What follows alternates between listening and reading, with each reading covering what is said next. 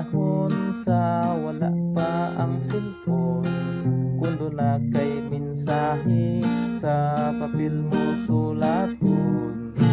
Imoning garayon, papel sobre ang gastuhon, ipadala kini dugay pa paabuton.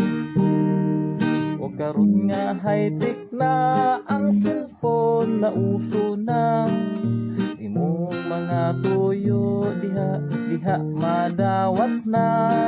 Pwede kang mag video call, malantaw murag duol, imong hinigugma makita maistorya. Pero ang nakaapan, ang uban na sobrahan, nalinga sa video sa i-upload nga bago.